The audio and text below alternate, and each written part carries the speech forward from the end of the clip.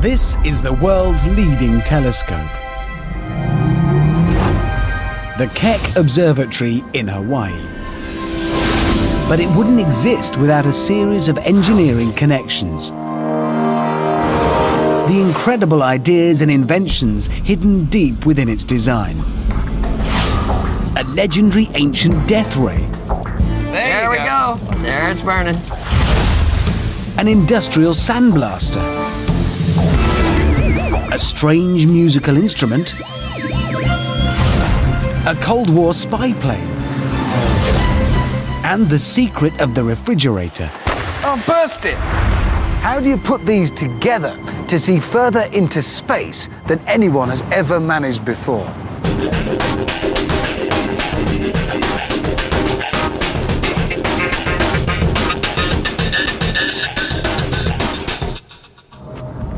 I'm on a journey to reveal the engineering triumphs embedded in the Keck Space Observatory in Hawaii. This is tropical Hawaii. It's cold because this particular point is almost 4,000 meters above sea level. More important than the temperature, that means the air is thin, and that is why those are here.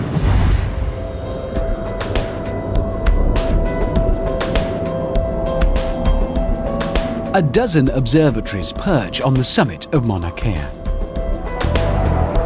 It's a dormant volcano. And it better be, because $600 million have been spent building the observatories up here. I don't know, maybe it's my overactive imagination, but sometimes it's as strange and alien up here as the places these telescopes were designed to study. At this altitude, it's hard to breathe. But Mauna Kea's thin air and isolated position reduce atmospheric distortion, making it perfect for astronomy. It's why there are so many different observatories on the summit. Among them, the world's most important, the Keck telescopes. Telescopes magnify images, which are made of light. At the heart of every telescope is one of these. Well, not actually one of these, obviously, but a device for focusing light. The common or garden solution is to use a glass lens, which focuses a faraway image, as in the Yerkes Observatory in Wisconsin. Looking through the telescope's eyepiece, we see a big image. A lens is like a bucket. The bigger it is, the more light it collects and focuses, and the bigger and more detailed the image. To see deep into the universe, astronomers want big lenses. In 1896, scientists construct the world's largest glass lens for Yerkes. It's just over 1 meter wide. But making glass lenses is notoriously difficult. It takes 19 attempts over 3 years just to produce the glass for a lens similar in size to Yerkes. And that's before grinding and polishing. 100 years later, Keck's designers need a lens 100 times bigger than Yerkes to see the deepest recesses of space. They need a lens 10 meters wide. But astronomers abandoned large glass lenses as the way forward. Keck's engineers need a different way of collecting a huge quantity of light. Their method for creating a revolutionary new lens takes them on a journey back over 2,000 years to one of the world's first scientists, Archimedes and his legendary ancient death ray. Down at sea level, Keck engineer Craig Nance reveals more about this ancient device. Well, you can take a large mirror that has a concave shape to it, and the sunlight falls on the mirror and comes to a focus, and it's a very intense, bright spot. Perhaps you've heard of the legend of Archimedes? Wasn't he the guy who shouted Eureka when he got in the bath? Yes, that's right. We've all done it. That's right. Well, he also used these large reflecting mirrors, the legend says, to set fire to a Roman fleet that was attacking his city. What, he set fire to them with a big reflector? That's right, that's what the legend says. So, would you like to try it? Yes. Well, come on, let's go. All right.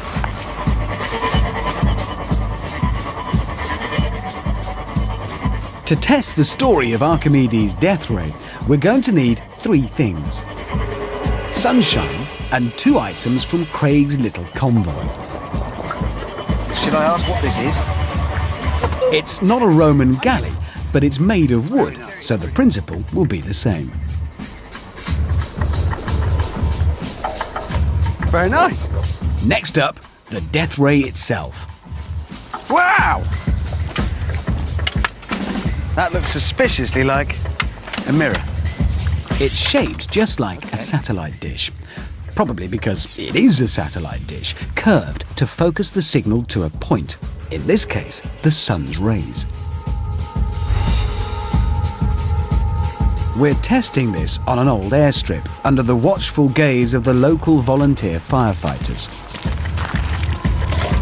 Set this up on the horses. Just put a nice X there. Hey, look, that's the target. And we're gonna aim right for the middle of that. Okay. And it's gonna take you and I both to hold this mirror. Local engineer Weldon Sheldon is our modern-day Archimedes. Very optimistic. Okay, we wanna bring this in. So we can see how it's bringing the light in, it's focusing it up Yeah. on the mark. Even with Hawaii's hot sunshine, I'm not sure this is going to work. You see, I'm starting to see a little dark spot on there. I was wondering if that was just my eyes. No, that's not your eyes. It's actually, The what that is. smoke is catching. That's just because we're focusing all of the light that's hitting your satellite dish covered in aluminium foil. I saw flames for a moment there. Did you see that? Yeah. There we go. There it's burning. Look at the fire guys. They get all twitchy. Wait. This is science going on. Don't interrupt it. Let's just remind ourselves, what we're talking about here is focusing light. We're concentrating all of the light that's hitting this big dish onto that one little spot there, and all that light in one place means a lot of energy. That's right, it does. And a burnt bow. Taking off. So look, it really does turn out then Archimedes quite possibly could have set fire to that fleet with a mirror. Yeah, could possibly. Well, The only thing is, he wouldn't have wanted to stand this close because they'd have been That's quite right. cross and they'd have stabbed him by now. that's right. And also it'd have been wet. But the larger the mirror, the more light you're catching and focusing. That's right. The Hence larger the mirror, the power. more light you're concentrating. I think we've proved the point. Yeah. Guys, there's a fire. And we've made a... Yeah, sorry. Archimedes' death ray proves that a curved mirror can concentrate and focus light in the exact same way as a glass lens. For astronomers, it's a revolutionary idea. In 1668, Isaac Newton builds a new kind of telescope. It still has an eyepiece, but instead of a glass lens, a curved mirror not even 4 centimeters wide focuses the light. Fast forward 325 years to the Keck Observatory and to a mirror that focuses 70,000 times more light. This is it. 10 meters wide, it does the exact same job as a glass lens, but a lot more cheaply. At just $36 million, it's a steal. In fact, Keck has a series of mirrors to focus light. The huge primary mirror collects the beams, bounces them to a smaller second one, and then to a third, which reflects them to a camera, which replaces the old-fashioned eyepiece and records images of the cosmos in unprecedented detail. The mirrors are all housed in a support 8 stories high, weighing 275 tons. And yet the device can operate with nanometer precision. And the Keck Observatory has 2 of these intricate arrays that work together. As astronomer Sri Kulkarni explains. Bigger the mirror, the better. Now think of these 2 telescopes as 2 ends of a mirror. Even though there's a 75-meter gap between Keck 1 and Keck 2, they work just like one big telescope, with a huge mirror 85 meters wide. The quality of image we get is 8 times better than what we can do with a single telescope. But designing the world's biggest telescope mirrors is one thing. Building them is another. Nobody has ever constructed a mirror this big before. So just how do Keck's engineers do it? And shape it into the exact right curve? And how does a weird-sounding musical instrument provide the answer? In astronomy, there's a simple rule. Biggest is best. That's why the designers of the Keck Observatory want to create what is going to be the world's largest telescope mirror to see further into space than ever before. But making a mirror 10 meters wide presents them with a mighty problem if they try to construct it from a single piece of glass. Rewind to 1948. The California Institute of Technology builds the Hale telescope. It houses what is then the world's largest glass mirror, seen here with engineers preparing to apply a new reflective coating. Just over 5 meters wide, astronomers believe they have reached their limits with a single mirror. Nature seemed to have decided how big a mirror could be. This is a piece of plastic, similar properties to glass, and it's pretty sturdy. But triple its size, and suddenly, well, it sags in the middle. It hasn't got sufficient strength to hold itself up. The only way to make it stronger at this size would be to make it thicker, but then it would be heavier, and you need a lot more to support it. It's a vicious circle. The larger the glass, the heavier it is, and to brace it against gravity, it needs support and reinforcement, which only makes it heavier and increasingly expensive. Just over 5 meters seems to be as big as astronomers can go. But Keck's engineers need a mirror almost 4 times as big. So they come up with a pioneering design that transforms astronomy. Instead of creating a single huge mirror, they use 36 hexagonal segments that fit together. But making a big mirror out of little ones creates a new problem. You need to arrange each segment so it lines up exactly with its neighbors and makes a smooth, continuous surface. If it doesn't, the mirror won't make the perfect curve to focus the light accurately.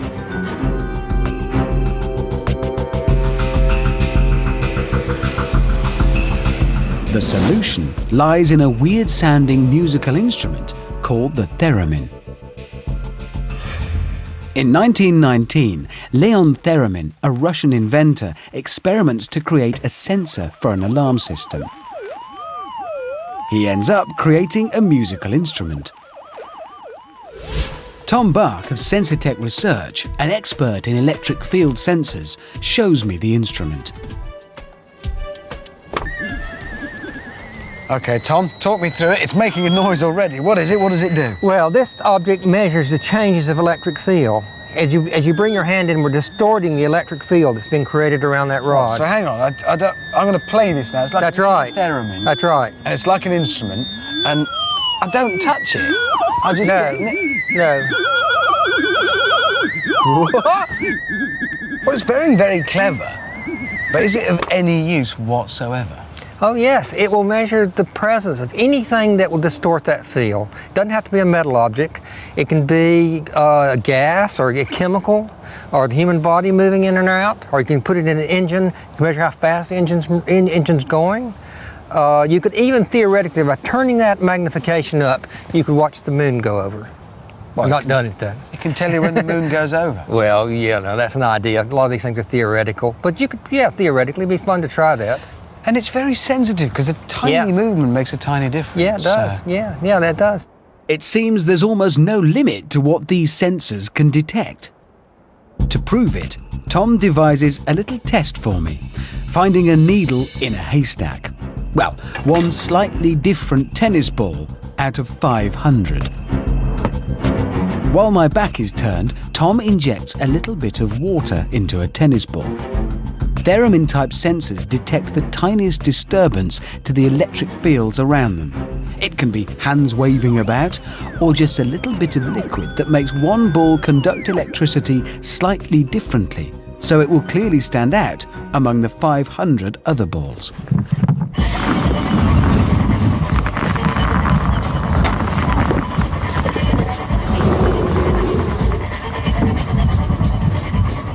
Tom sets me to find the doctored ball. First of all, without a sensor. And I can give you too much help here. You've got to so find. it's just some invisible difference. Yep. I mean, there's only 500 of them here, so that shouldn't be hard. You got to try. You got to really try. You know? Are they different weights? Are they? Oh, well, that would take days. I can't pick every one up. If I could detect changes in electrical fields, finding it would be a walk in the park.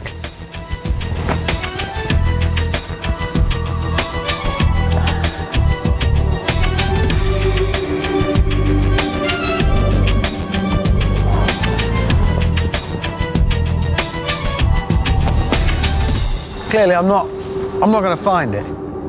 Okay, well, we made you something that's an electric field sensor, so it will find changes in the electric field.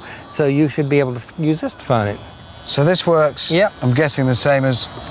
But a bit like the theremin, but it's a more So I just a little search. more sensitive. Yeah. All right.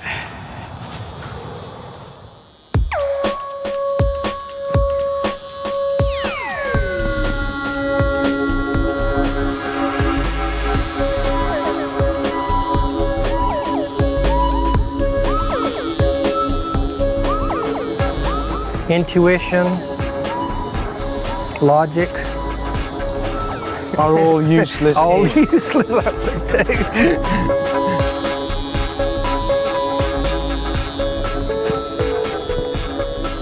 It's just that noise that I'm waiting for.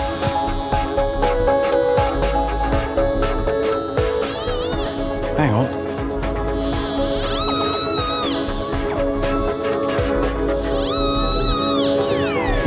Got it. Is that it? Yeah, it's got it. I've got it, and it's just that difference compared to an ordinary one. That's right. It doesn't feel any different. It doesn't look any different. No. Good. That's one sensitive machine. So how do the sensors used in a weird musical instrument help the Keck astronomers build their enormous mirror out of 36 segments? For the answer, Keck engineer Craig Nance shows me one of the pieces of the jigsaw. Here's one of the Keck segments. So that is one of the segments that makes up the whole mirror then? That's correct. So each segment has to have the unique part of the overall curve. So each segment is a portion of the curve, and then the next segment picks up the continuation of that curve, so that the entire 36 mirrors all create one beautifully mosaiced. So that all together, added together, you've got that constant curve around the whole That's thing. correct. Sounds simple, but to make the exact right shape, the astronomers must ensure each curved segment lines up perfectly with its neighbour. Where two segments meet, the edges have to make a continuous smooth surface without any steps. If one edge is a tiny bit too high, the mirror won't function. That's where the theremin comes in. Engineers use theremin-type sensors to measure the electrical fields wherever two segments meet. The sensors are so sensitive, they will detect a misalignment of just nanometers.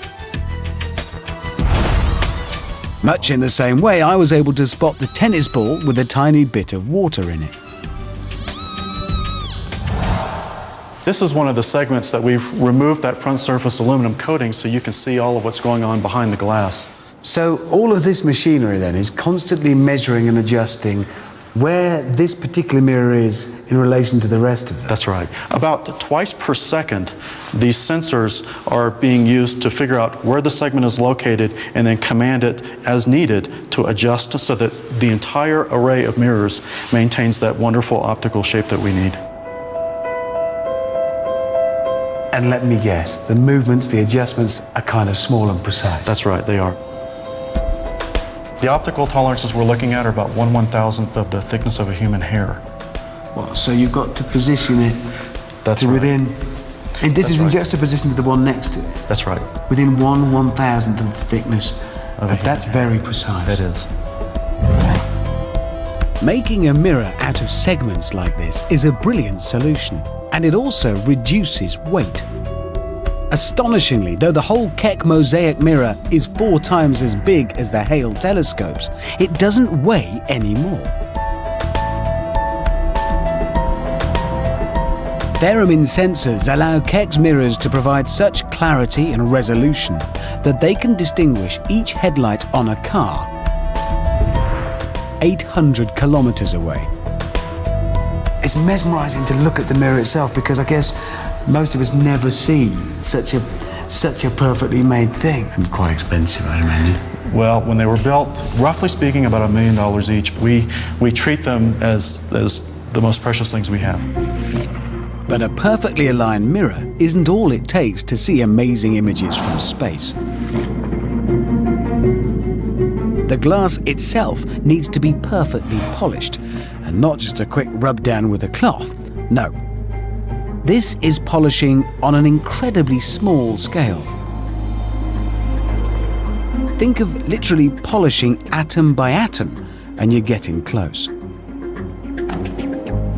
So how on earth do you achieve it with something like this?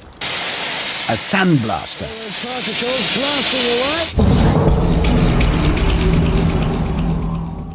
To see galaxies billions of trillions of miles away, the Keck Observatory first needs to collect vast quantities of light.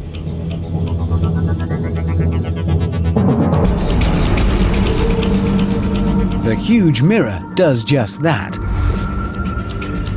But to see tiny details of distant and dim galaxies, Keck's mega mirror also needs to be perfectly smooth.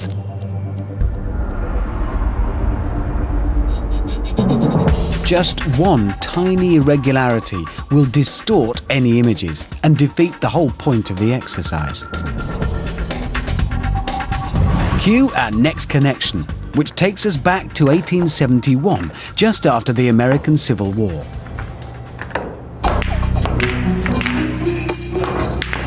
Benjamin Chew Tillman has been a general in the Union Army.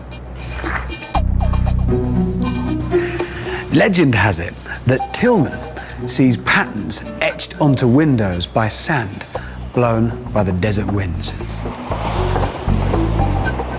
Whether or not that's true, Tillman did invent a machine that blasts small particles at high speed. Today, Tillman's machine is found wherever you want to strip rust or paint or dirt. It's a sandblaster. To see how it scours paint from an automobile wing, I visit the workshop of Hawaii's Mr. Sandman, Bob Freeman. So this is where it happens. This is our sandblast room. That looks like the business end of it. This is the sandblast nozzle. The abrasive is leaving this nozzle at supersonic speed. Supersonic?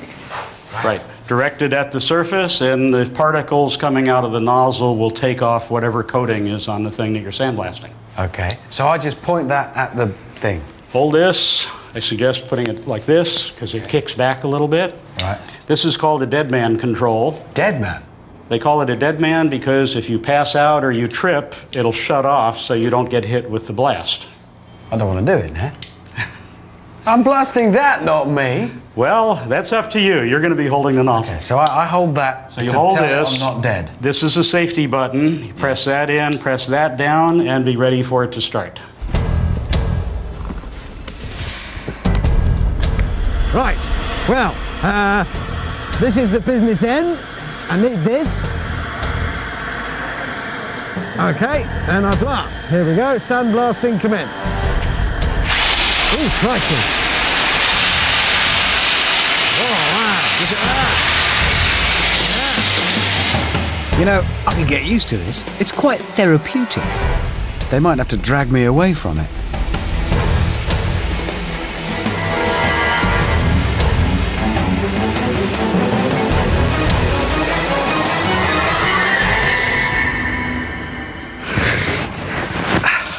It works.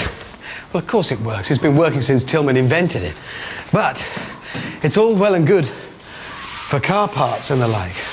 But when you want to do finer work, even sand isn't fine enough. You need to go to another level entirely, an atomic level. You can't polish a mirror with a sandblaster. It wouldn't make it anywhere near smooth enough. For a perfectly smooth mirror, you need to fire particles that are millions of times smaller than sand at it. But how? 100 years after Tillman invents the sandblaster, optical technicians construct a blaster which fires individual atoms. Without it, Keck's mirrors wouldn't produce sharply focused images. Now the technology is also used to dissect individual cancer cells. Sharpshooter Dr. Andy Bushby shows how it works. So this is it, isn't it? Whoa, that's your atomic blaster. What do you actually call this thing for real? This is a dual beam environmental scanning electron microscope. Wow. Dual beam, you see, I'm loving that. But microscope, that's just for looking at things. I want to sandblast things at an atomic level. Well, we can do that. Because this is a dual beam microscope, we have an electron beam that comes down here that we use to look at the sample. And over here we've got an ion beam which we use to cut away the sample with great precision. Ions are electrically charged atoms. They can cut stuff atom by atom. Andy wants to show me how. Exactly. In the interests of science, one of my hares volunteers as a guinea pig. Ow! That's my hair. That's one of your hairs. Yes, that's where you've glued it down. Here's some glue. Yeah, and there's your little hair sitting across there. So how close can we go with this thing? Oh, we can get in there and look a little more closely. And we'll see the size of your hair. And we can come down and look at one of these flakes. So that filling the screen there is one of the hairs off my head. Why don't we write your name on it? Don't be ridiculous. Yeah, we can do that. Before your very eyes. On a hair. On a hair. Here we go.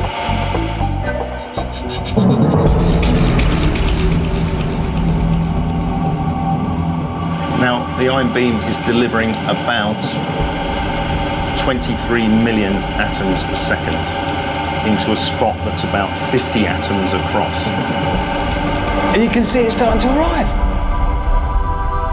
This picture has been magnified 5,000 times.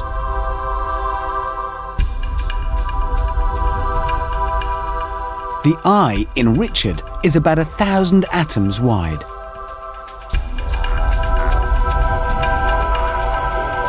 So it really is working the same way as sandblasting then. It's just dozens and, well, millions of these things. That's right, but on a very small scale. It's a lot smaller, yeah, it's a lot fiddlier, I'll grant it. Because that's my name. I mean, barely noticeable across the width of one hair. One of your hairs. And how do you use that then for polishing? Well, here we're coming down vertically onto the surface so that we blast away a pattern on the surface. If we wanted to polish something very smooth, then we'd fire those ions in at a very low angle to the surface so that they just knock away eye spots on the surface and leave something that's very, very smooth. So this process that can etch my name lost in the width of a hair, you're saying is heavy duty. And if you want to have some real finesse and polish, you send it in at a more acute angle rather than perpendicular. This is your heavy engineering going. It's heavy engineering, but a very, very small scale, atom by atom.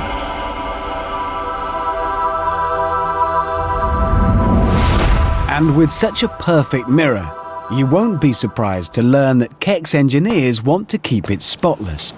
The Keck mirror is a very special piece of equipment. But like any mirror, once in a while, it needs cleaning. So let's go clean it. Obviously, it being the Keck mirror, you don't just walk up to it with a duster and clean it. No, there's slightly more to it. It's got to be very, very clean indeed. Almost every night, the mirror opens to the elements. Insects, moisture, or volcanic cinders can smear and scratch the huge glass.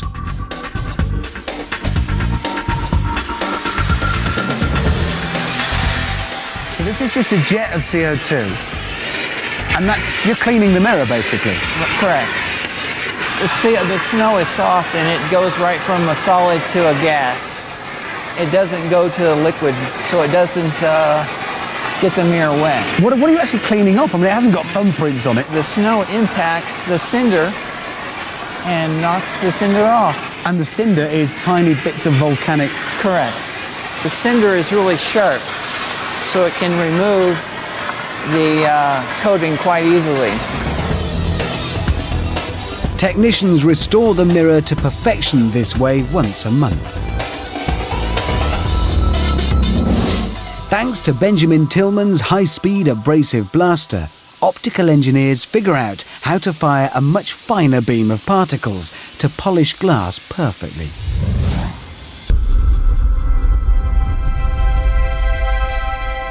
Kecks are the first telescope mirrors to be polished this way. It takes a week to polish each segment.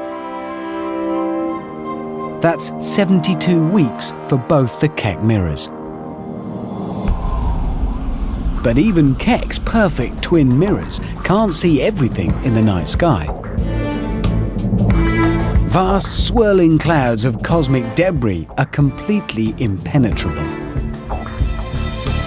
So how does a Korean War spy plane help astronomers devise a new way of sensing?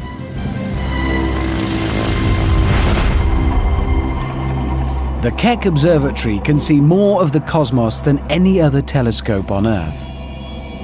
It can see an almost unlimited number of objects in the sky. Sheer power finds stars too dim to see with the naked eye. But vast galaxies also hide behind clouds of dust and gas. And to see them requires a new way of sensing.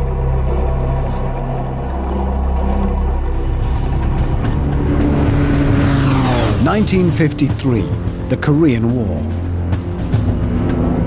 American commanders want to stop trains supplying the enemy North Korean lines.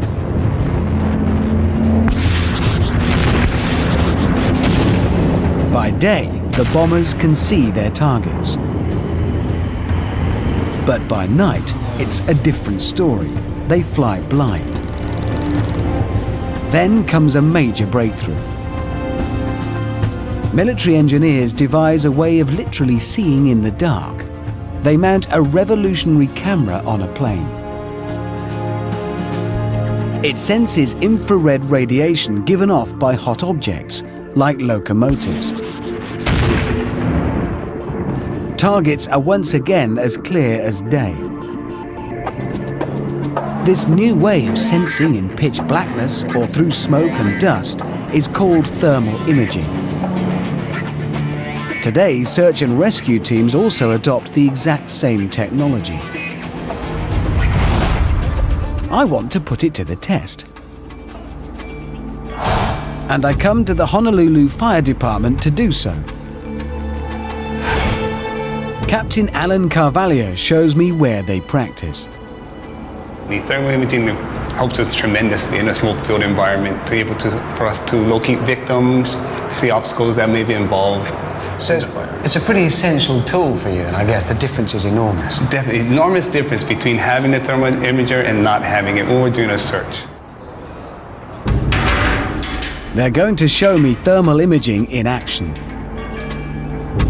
First, I'm going to find a victim without thermal imaging.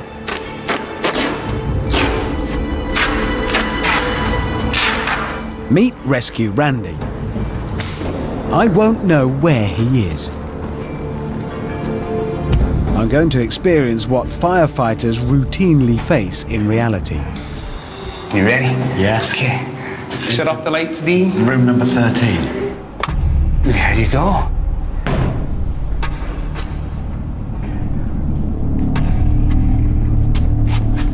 A standard firefighter's torch doesn't make any difference in these conditions. Fire Chief Allen uses his own thermal imaging camera to monitor my progress. Right, the drill is you feel your... Ow! The wall! I found the wall! There's a wall in here! I'm completely and utterly disorientated. Yes. That's the... Yeah, I don't know what that is. Is this somebody who needs my help? No, it's a thing. You can stay there. Well, I'm using all of my senses. Mostly, it must be said, touch and sight. And they're not helping. I need another sense. Was that the way I came in?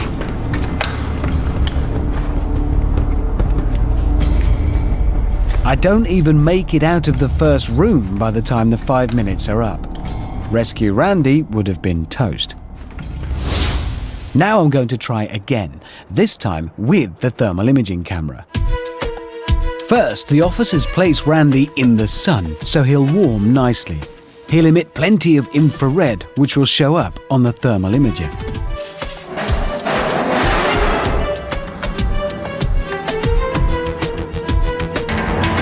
Now we're going to let you use our thermal imager, and you let me know how well it goes, okay? So here it is. We've rearranged the room. We have our same safety personnel set up in there. I want you to go and scan the room, see if you can find Rescue Randy a little quicker this time, okay? It's just so disorientating. Yeah, see how well this works, Right, man. thank you. Lights out. That's a dark again. It's not got any brighter. Right. Okay, well, before I do anything, armed with my camera, I'm going to scan around the room. Oh, no, that's a safety person there. Hello, safety person. I didn't know there were people everywhere watching me.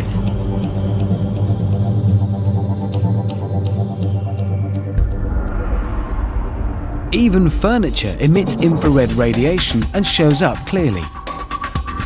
Straight away. No, there's nobody else. There's no victim in here. So, I can move through, feeling my way, as before, into the other room, which is here. Right. Scan. Nobody there. Nope. There. That took a fraction of the time. There's no crawling around the walls to find by touch. This gave me another sense. A thermal sense. The exact same technology that helps American pilots to pinpoint North Korean locomotives on the blackest of nights now allows firefighters to see through smoke. And 55 years later, thermal imaging also shows astronomers objects trillions of miles away, hidden behind cosmic dust. Keck's thermal imaging is so sensitive, it can detect a candle flame on the moon. And it can sense the infrared radiation from remote galaxies other observatories only dream about. But there is still one more problem for the Keck designers, caused by a star much closer to Earth. Every day, that particular star that we call the Sun does its work to warm Hawaii and turn it into a tropical paradise.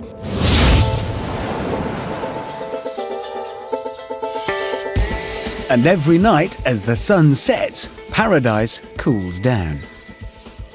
Daily warming and cooling is hell for astronomers because their instruments expand and contract, which distorts the images. So what's the solution got to do with 19th century Florida and a killer lurking in its steamy swamps?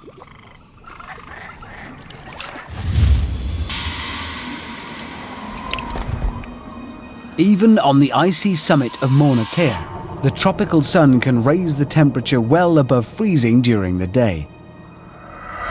Keck's mirrors would expand and contract with the daily warming and cooling. The tiniest changes to the mirror would distort the images. Engineers need to find a way to stop it warming and cooling. And that brings us neatly to our final connection. Rewind to the 1840s. Florida's swamps are home to a formidable predator. Not that, but this. The mosquito. It carries deadly yellow fever.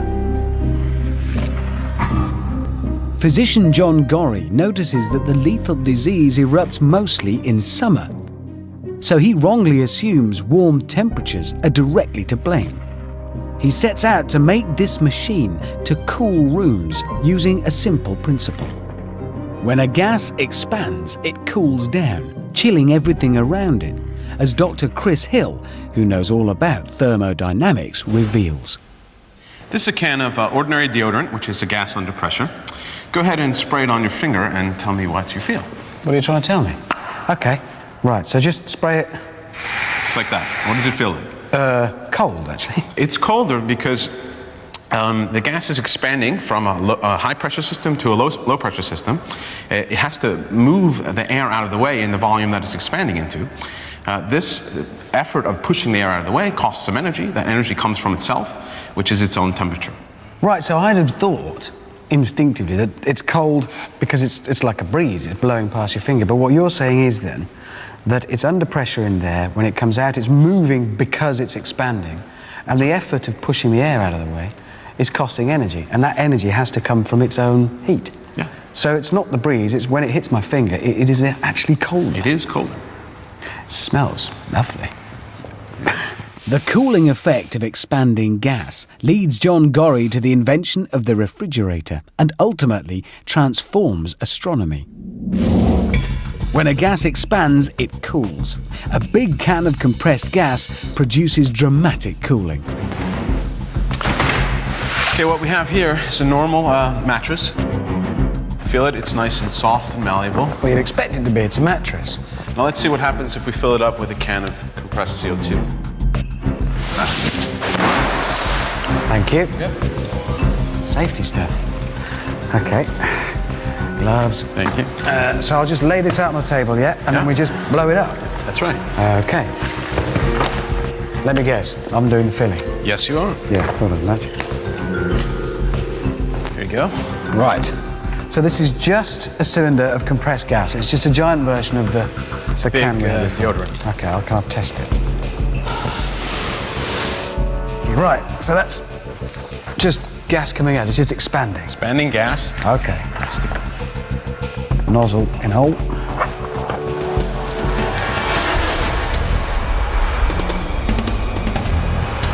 Well, it's inflating. I can see that already, but it would. The gas is expanding out of the cylinder into there and occupying more space. Thus far, Chris, all you're proving is this is a great alternative to a foot pump. Well, it's certainly easier. Is it my imagination, or can I see frost forming on the top? Yeah, the gas is cold because it's expanding. It's doing work by inflating the mattress, and therefore it's getting cold. And frost happens when things get cold. Oh! I've burst it! But I haven't overfilled it or anything. It's frozen. It's completely frozen. This was...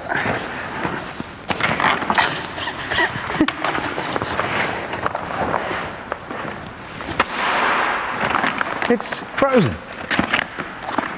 So that's the effect of expanding gas. Expanding gas was cold. It made the rubber plastic become very brittle, and it broke. So we froze it. So expanding gas, then, is the secret of refrigeration. Yes. And my mattress is ruined. Gorrie doesn't cure yellow fever. That comes later when people realize the role mosquitoes play. But he does pioneer refrigeration, which revolutionizes our lives, and now plays a vital part in the front line of astronomy. To stop the Keck telescope from swelling and shrinking, The observatory's domes use refrigeration. Keeping the telescope at a constant temperature is a big ask. Each dome contains more than 20 million litres of air. It's replaced every 5 minutes. Giant refrigeration units run throughout the day, keeping the dome at nighttime temperatures. And it's all thanks to the cooling effect of expanding gas. So inside these blue boxes, it's exactly the same as the back of your refrigerator at home, except a lot bigger and not full of fluff and old pencils. But the theory's exactly the same. Gas is expanding, heat is being exchanged, keeping it cool in here. It really is a creature of the night, and there's no chance of that thawing out in here.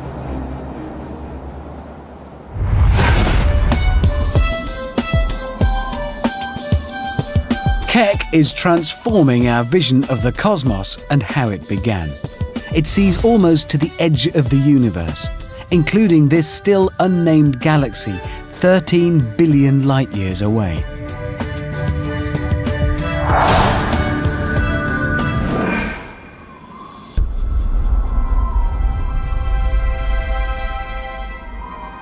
Keck is a genuine marvel of modern engineering. Deep in its DNA are some startling connections. A legendary ancient Greek death ray provides the secret of curving a mirror to focus light. The weird-sounding theremin enables astronomers to create a bigger mirror than ever before. A sandblaster shows how to make a surface smooth. A camera that guided bombers allows Keck to find hidden galaxies. And a refrigerator is the key to keeping the telescope in shape. It's simple, really, if you have the right connections.